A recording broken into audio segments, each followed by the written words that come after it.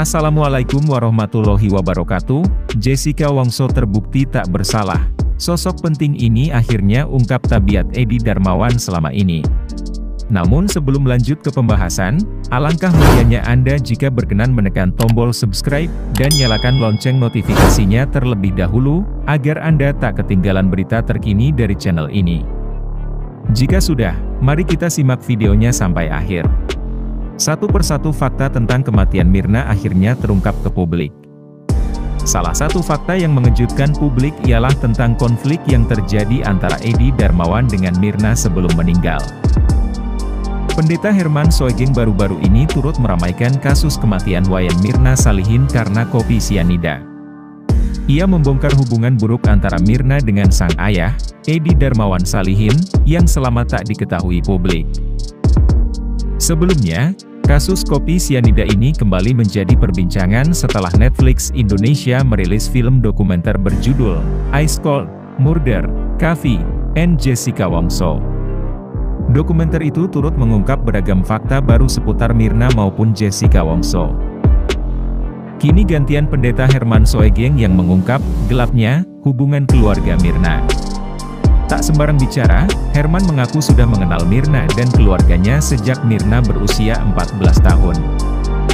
Sosok Herman bahkan menjadi pendeta yang menikahkan Mirna dengan sang suami, Arif Sumarko.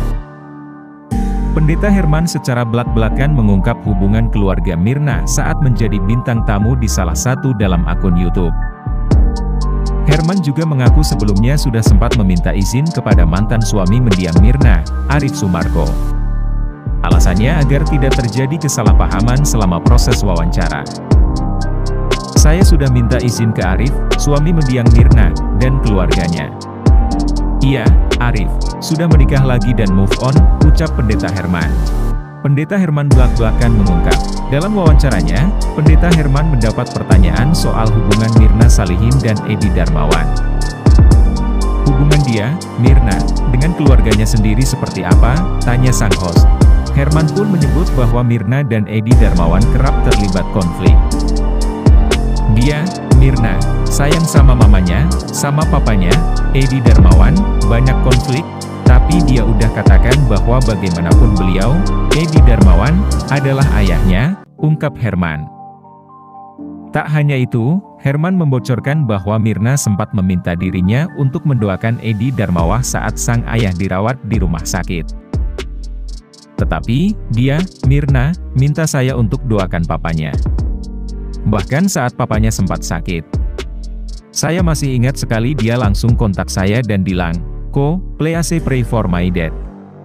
Papa lagi sakit di rumah sakit." Dia selalu melakukan hal itu sih, tambah Herman. Menurut Herman, konflik keluarga Mirna kerap terjadi. Kendati demikian, ia tak bisa menyebutkan seberapa dekat Mirna dan Edi Darmawan. Oleh karenanya, tak heran jika selama ini publik justru berbalik mencurigai keluarga Mirna atas meninggalnya Mirna selama ini. Tak hanya pendeta Herman saja, praktisi retrokognisi, yang selama ini dikenal sebagai orang indigo, Om Hao juga mengungkapkan fakta yang mengejutkan. Dirinya menjelaskan bahwa banyak kejanggalan dalam pembunuhan Wayan Mirna Salihin atau kasus kopi sianida Jessica Wongso. Itu juga banyak kejanggalan yang bisa ditemukan dari kejadian-kejadian, karena ini menggunakan unsur kimia, ya, tutur Om Hao.